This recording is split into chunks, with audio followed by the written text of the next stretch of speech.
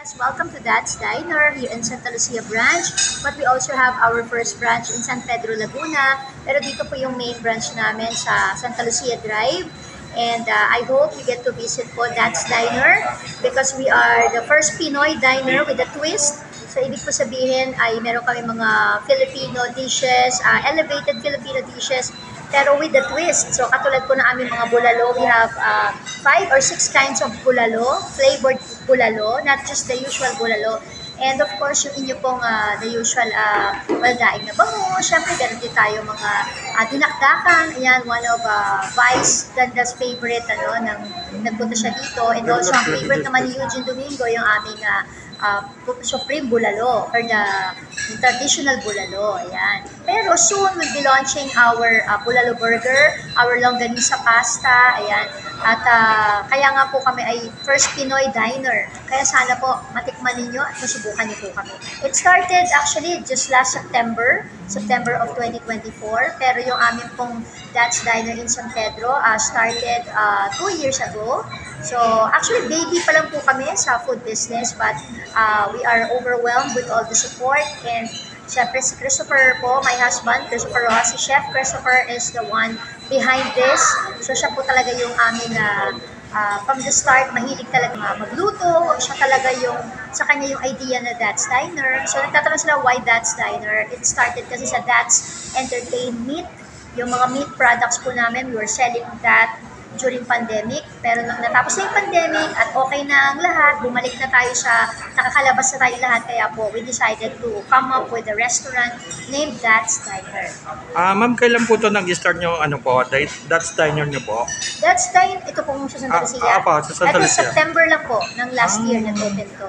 Anong oras po ito nagsisimula? Nag-open siya 10 a.m. to 10 to 12 midnight. Ayan.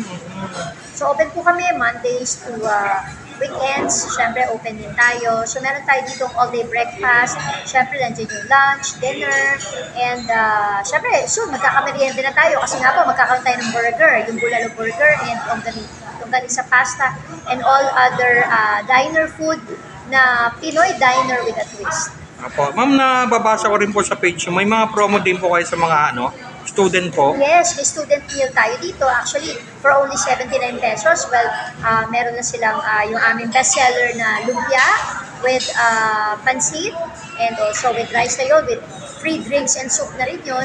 Kaya marami rin mga students dito, Pero yung aming mga bestsellers are like yung bukod sa bulalo, we have the kare-kare. Ayan, syempre, katulad sinabi ko kanya, dinakdakan. We have flaming chicken.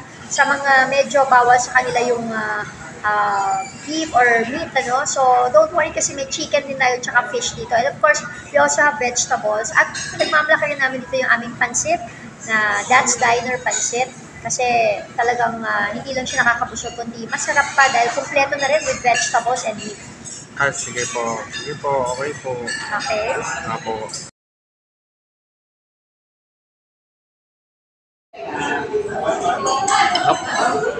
Lambot.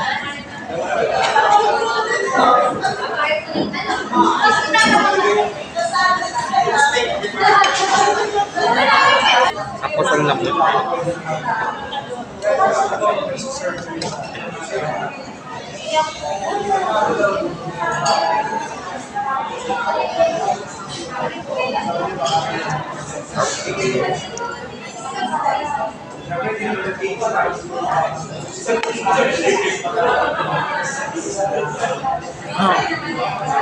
Medyo nawala na yung sound kasi kanina may nakanta dito na sila, acoustic. Medyo yun nga, sumagtunga tayo dahil anong oras na nga kasi ngayon Alas 9 na nga, alas 9 kaya yan natin sila na po.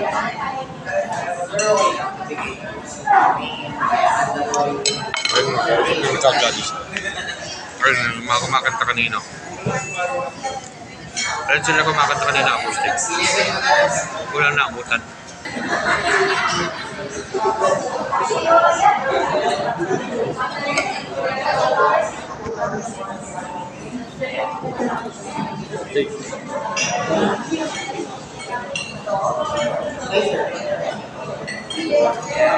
Stop.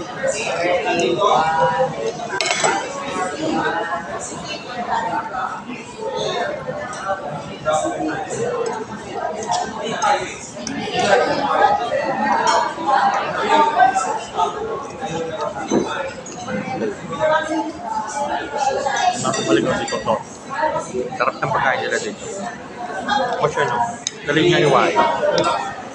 Dahil sobrang lambot ang pagkakaluto dito.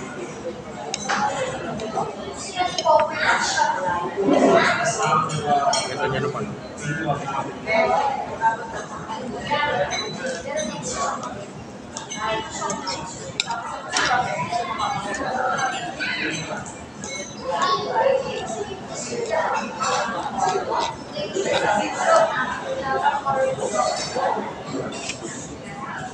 Ganyan.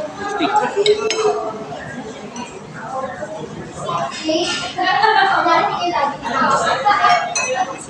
Ano po?